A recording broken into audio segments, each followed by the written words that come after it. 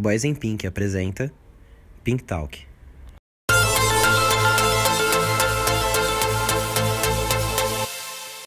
Olá, humanos, eu sou o Panda. Bem-vindos ao Pink Talk, seu conteúdo extra do Boys in Pink aos sábados. E se você caiu de paraquedas aqui, meu querido, minha querida, e não tá entendendo o que tá acontecendo, o Boys in Pink tem um quadro extra. Nossa, parece que eu falei Boys in Pig, né? Mas é Boys in Pink.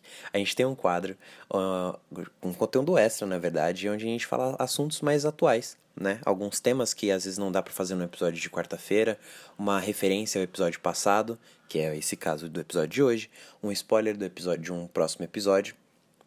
Vocês nunca vão saber se é um spoiler. E hoje, né? Detalhe, o Pink Talk, ele é apresentado somente por um de nós, né? Ou eu, ou o Dan, ou o Renan. No caso, o Danilo cedeu a vez dele para que eu pudesse fazer hoje. Muito obrigado, Danilo. É uma referência ao episódio passado, igual eu falei. No episódio passado, se você não viu, ouça, né? Um episódio muito bacana, muito importante,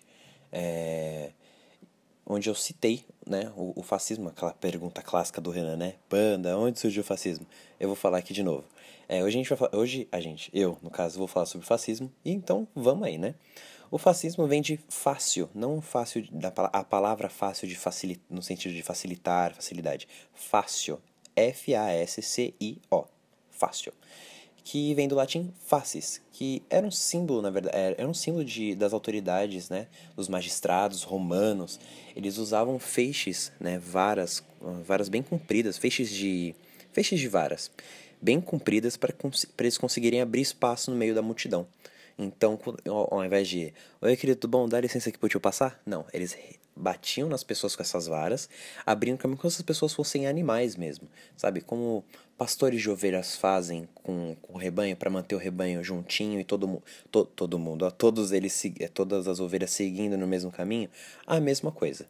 Era nesse sentido, né? Era um instrumento de poder que eles usavam na época, né? Para mostrar autoridade e tudo mais. Bom, o termo ele designa um método de governo que já é criado há quase 100 anos aí, e ele influencia muito, muito mesmo a nossa política atual.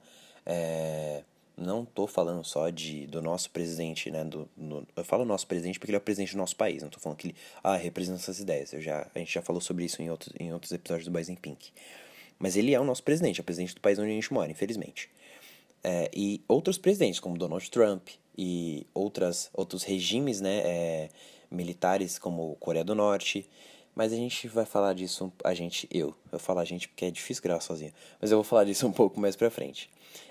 Bom, o fascismo, ele surgiu como uma ideia de governo, uma forma de governo, no começo do século XX, lá na Itália. A Itália passava por uma crise socioeconômica e política, né? E foi um terreno muito fértil para a ascensão do grupo liderado pelo conhecidíssimo Benito Mussolini. Se você não aprendeu sobre ele na escola, eu aconselho que você estude sobre, porque é bem interessante e vai te abrir um pouco a cabeça sobre o que a gente está vivendo hoje. Bom, ele assumiu o poder, né, junto com o grupo dele, né, que era o Partido Nacionalista. Não, desculpa, Partido Nacionalista Fascista, lá em 1922. E ele acabou de servir de referência para outros regimes autoritários ao longo da história. Bom, em Portugal teve o Antônio Salazar, teve o Francisco Franco lá na Espanha e o conhecidíssimo Adolf Hitler na Alemanha. E aqui no Brasil, pasmem-se, isso não é novidade, a gente teve um movimento fascista no Brasil liderado por Plínio Salgado. Ele liderou o movimento fascista no Brasil no meados do século XX. No século XX. Eu chamava Movimento Integralista Brasileiro. Bom, era um movimento extremamente nacionalista, autoritário e tradicionalista. E, bom, graças a forças que nós não compreendemos, o Plínio não chegou ao poder, né? Ele acabou não conseguindo o poder do país como os outros líderes conseguiram. Mas aí, né, queridos? Outra pessoa conseguiu, né? É isso. Não preciso falar mais nada. Bom, eu vou falar algumas características do fascismo. Algumas são de cara, você olha e fala, puta merda, tá na cara que isso é fascismo. Mas outras elas ficam bem sorrateiras e às vezes a gente sabe que mas a gente não tem certeza. Mas essa palavra, caralho, eu não tô conseguindo falar. Militarização da política, né? Que é o que tá acontecendo hoje, cara. Esse lance da galera que, a gente quer o AI-5, AI-5, AI-15, eu nunca lembro o número desse negócio. Mas o pessoal querer o regime militar, né? A militarização da política, como o presidente tá fazendo hoje, o presidente do Brasil tá fazendo hoje, de colocar, o soldado da reserva, não sei o quê. Esse cara vai ser ministro de não sei o quê, sabe? Então, tipo, ele construir a política em volta, né, da, da, da força militar, né, isso é inconstitucional em muitos pontos. Existe pontos na nossa Constituição que mostra que líderes militares eles não podem exercer funções no poder do legislativo, mas infelizmente o nosso presidente ele é o líder máximo, né, do poder executivo, se eu não me engano é do executivo. É que são 3 poderes no Brasil, né? Legislativo, executivo, não lembro o outro, mas é isso aí. Bom, vamos lá, né? Deixa eu continuar aqui, eu tava falando da militarização da política, a exaltação da coletividade nacional, então esse negócio de, vamos aí, povo brasileiro, vamos à luta, todo esse apoio, né, que ele recebe, que você pode ver no jornal, na internet, em todos os veículos de comunicação, essa exaltação da coletividade nacional, que todo mundo tem que ficar junto, os brasileiros precisam se unir, porque o Brasil, blá blá blá, ou um outro exemplo, o Donald Trump, lá nos Estados Unidos, Make America Great Again, né? Vamos fazer a América boa de novo, porque os imigrantes estão acabando com o nosso país, estão cagando em tudo. Então, tipo, essa xenofobia mascarada, né? Porque mascarada naquelas, né? Mas existem muitas pessoas que elas têm a mente fechada pra esse tipo de coisa, né? Fala tipo, não, porque ele tá certo, blá blá, mas enfim, vamos lá. E a perseguição de grupos que se opuserem ao poder, que é o que está acontecendo agora, que tem a lista antifascista.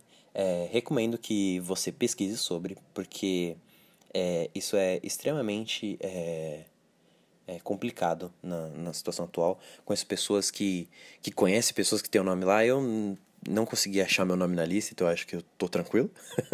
Mas eu acho que você deve buscar, né? Pesquise, procure se seu nome está nessa lista.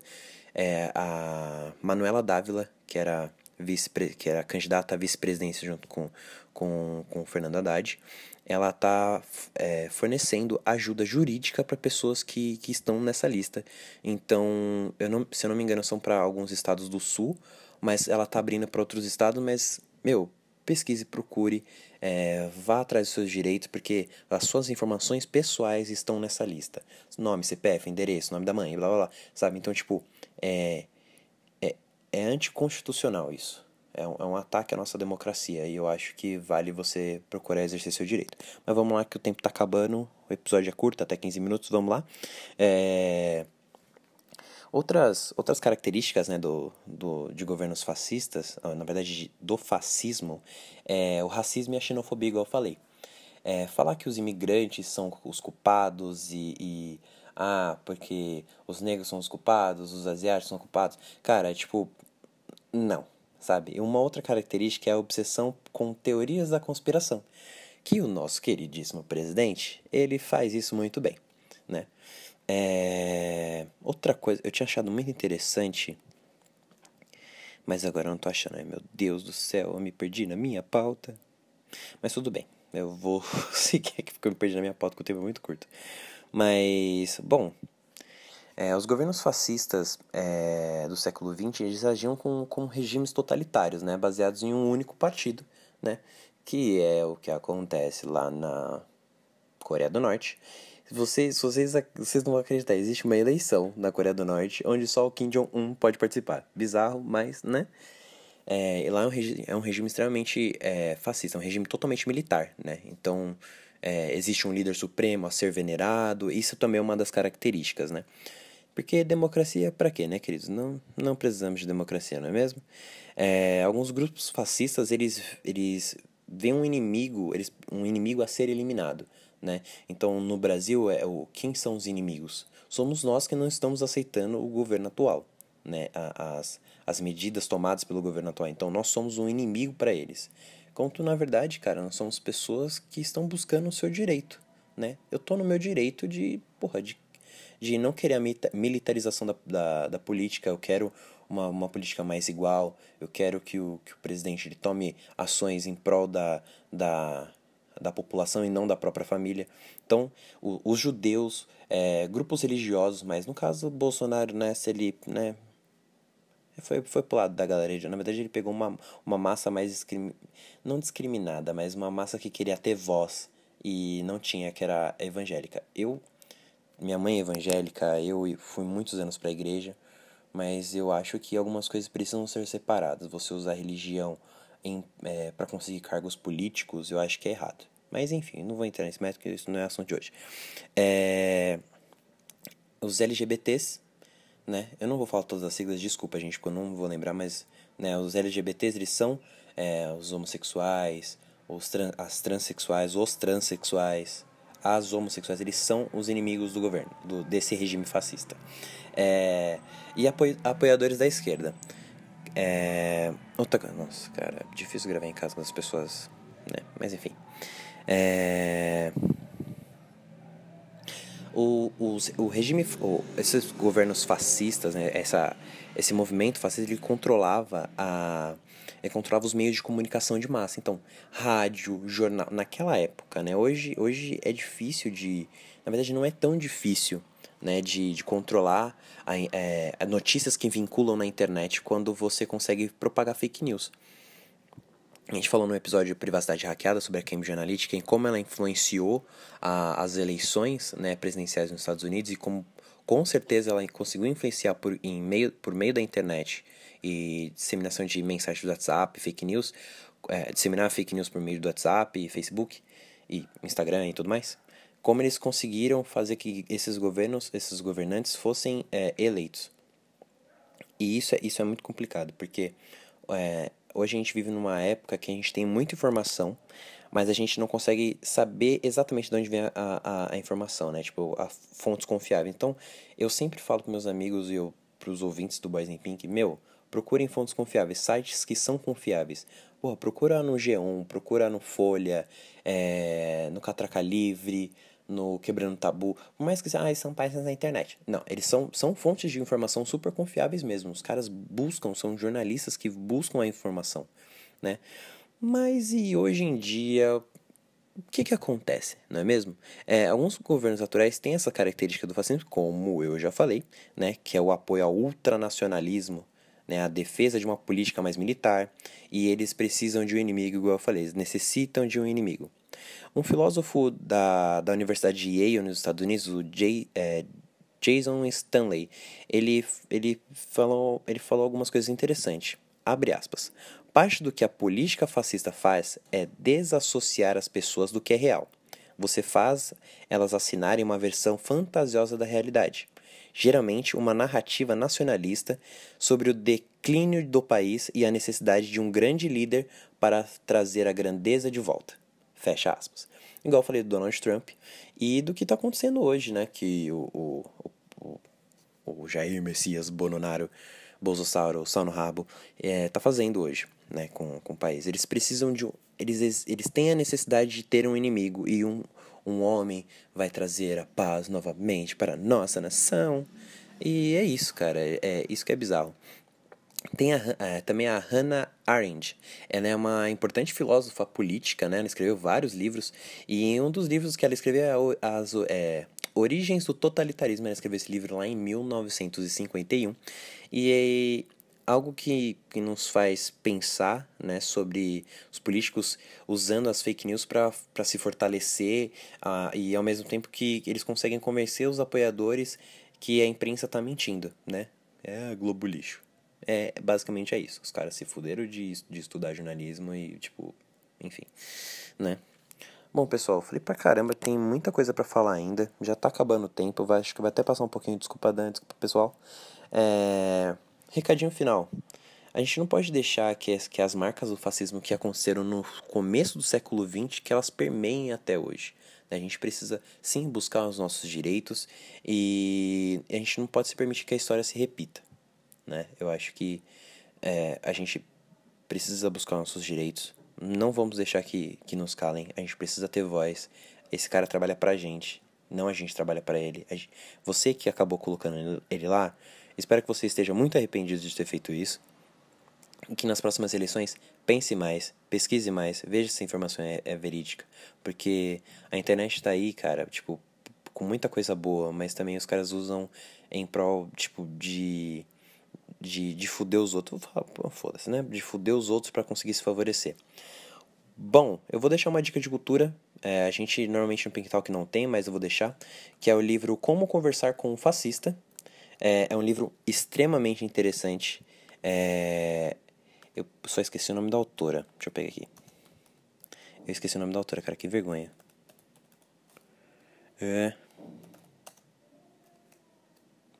Achei, é a Márcia Tiburi. A Márcia Tiburi tem vários livros. Esse livro, Como Conversar com um Fascista, eu tô lendo ele, eu peguei emprestado. Eu não terminei ele ainda, porque ele é um livro extremamente interessante, mas ele é extremamente maçante, né? Então, eu tenho uma dificuldade muito séria de pegar livros para ler, tipo, e me prender ao livro. Mas eu tô lendo aos pouquinhos e, cara, é muito legal. Fala bastante sobre política, tem muita coisa atual. Esse livro não é de hoje. E eu acho que vale a pena a leitura. Fica aí a dica de cultura pra vocês, Como Conversar com um Fascista. Vamos lá, nossas redes sociais, vocês podem nos achar no Instagram, @BoysInPinkPodcast, Facebook, Boys in Pink, e estamos disponíveis para vocês nos ouvirem no Spotify, Deezer, Google Podcast, Apple Podcast, YouTube e em vários outros agregadores de podcast. Não esqueçam de ouvir os episódios passados do Boys in Pink e do Pink Talk. Se você não tem mais nada pra fazer na quarentena, maratona um podcast, cara. Indique o podcast pra um amigo que não conhece podcast, indique Boys in Pink. Eu acho que é isso, né? O neuralizador tá na minha mão. Fiquem com quem você acredita. E até a próxima. Você não ouviu nada.